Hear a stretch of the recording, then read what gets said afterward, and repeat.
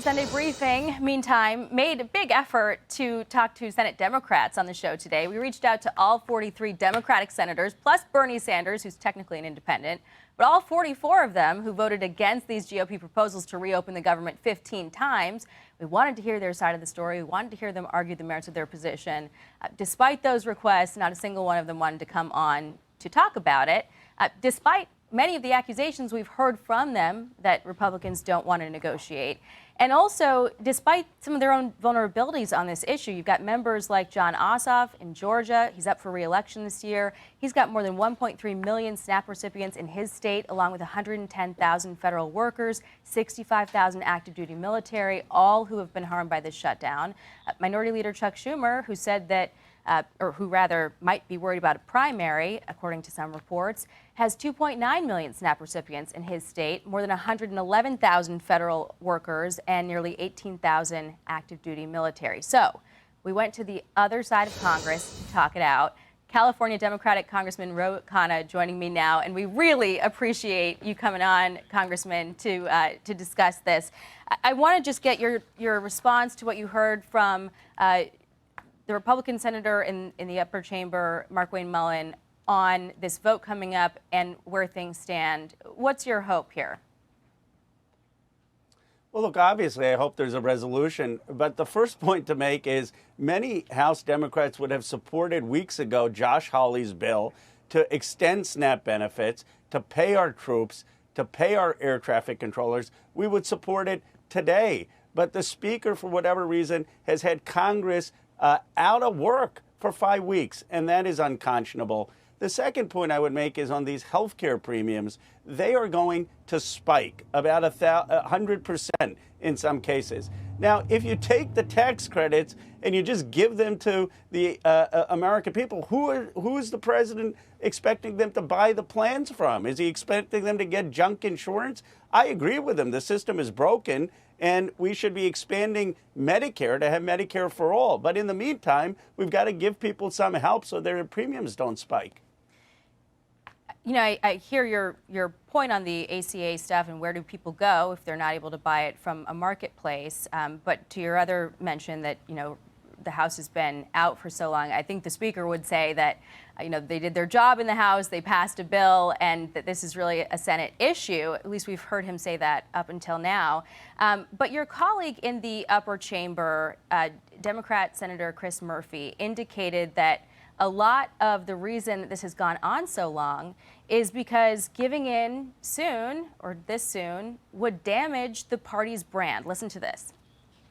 We're certainly meeting the moment right now, but I think there will be some pretty substantial damage done to a Democratic brand that has been rehabilitated if on the heels of an election in which the people told us to keep fighting, we immediately stop fighting. Is this about not wanting to damage the Democrats' brand by giving in?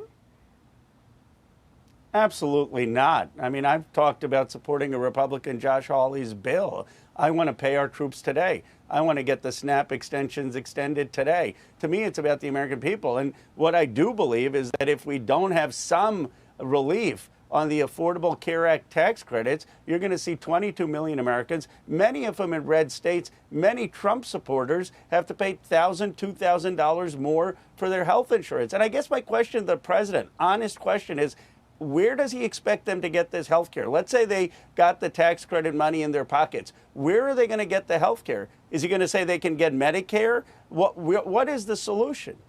So am I hearing you right then to infer that if in the Senate today they pass something that does not include an extension of ACA tax credits, that when that bill comes back to the House, because what they're voting on is not the exact same bill that passed the House, it would have to come back to the lower chamber. You're saying it could not get through the House with Democrat support, at least, without some kind of a deal on Obamacare subsidies? Is that right? I think there has got to be some kind of relief for people's health care premiums, the kind of relief that reasonable Republicans sometimes, like Michael Lawler, has supported. Now, he has come to our side and he has said, okay, we don't want to extend them indefinitely. Let's extend them for 1 year so people don't have $20,000, $30,000 more in their health insurance at a time their utilities are going up, in time the price of beef is going up, price of coffee is going up. And so that's reasonable. I want them extended indefinitely, but we can compromise. But to not do anything while people are complaining about the cost of living with healthcare costs would just be irresponsible while they're giving tax breaks to the billionaires in Silicon Valley. I mean, that's cruel. Usually, the minority party wants to avoid a shutdown because it empowers the president and the White House, whoever that may be at the time, to do whatever it is that they want. We already saw that with the federal workforce reductions. Now SNAP is caught in the crosshairs, and the president indicated on Thursday when I was talking to him that he's got really big issues with the size of this program. Listen to this. When I was president, the number that you're talking about was a tiny fraction of what it is now. Biden went totally crazy, gave it to anybody that would ask, gave it to people that were able-bodied, had no problem. Anybody that would ask, we get the number. And it's many times the number of people are on. This wasn't meant for that. It was meant for people that had real problems. So if the Democrats care about SNAP, I could see an argument about some urgency to fund it at current levels while you can, because at the end of the day, you know, what this is that's being voted on is Biden-level funding that's been blocked for 40-some days now. Look, the president at the White House building his grand ballroom, hanging out with the tech billionaires who are in my district, he may not see the real pain for ordinary Americans, the forgotten Americans he campaigned for.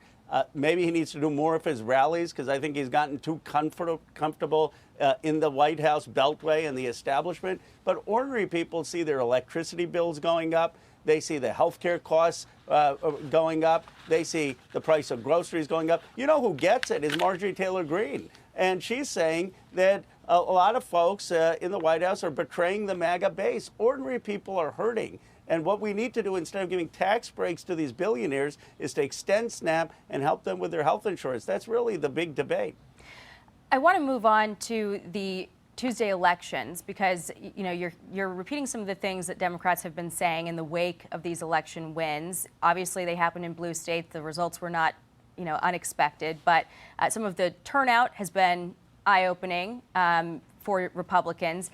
Axios, though, points to a warning sign for your party. They say it was clear the results didn't settle the Democratic Party's civil war over the best way to move forward after its crushing losses in 2024.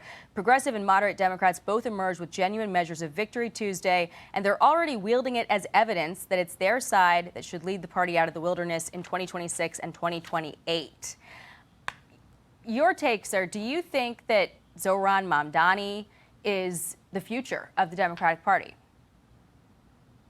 Is part of the coalition. I campaigned for Abigail Spanberger, I campaigned for Mikey Sherrill, and I campaigned for Zohran Mamdani. And you know what they all had in common? They talked about how we were going to bring down the cost of living for ordinary Americans. They talked about how we were going to create good jobs so you don't have to work 3 jobs to support your family. I've called for an economic patriotism that says we've got to prioritize ordinary working Americans, not the Epstein class, not the billionaire class. That is a vision that can unite not just Democrats, but it can unite Americans. And I think the Democratic Party needs to offer a forward-looking vision. Stop just attacking Trump, if he's going to be a lame duck, and start talking about the future, how we're going to bring this country together, and how we're going to help working families. All right, Democratic Congressman Ro Khanna, thank you very much for coming on the Sunday briefing. Appreciate your time, Thank sir. you. Hope to have you again. Thank you. Thanks. Thank you. Hey everyone, I'm Emily Campagno. Catch me and my co-hosts Harris Faulkner and Kaylee McEnany on Outnumbered every weekday at 12 p.m. Eastern, or set your DVR. Also, don't forget to subscribe to the Fox News YouTube page for daily highlights.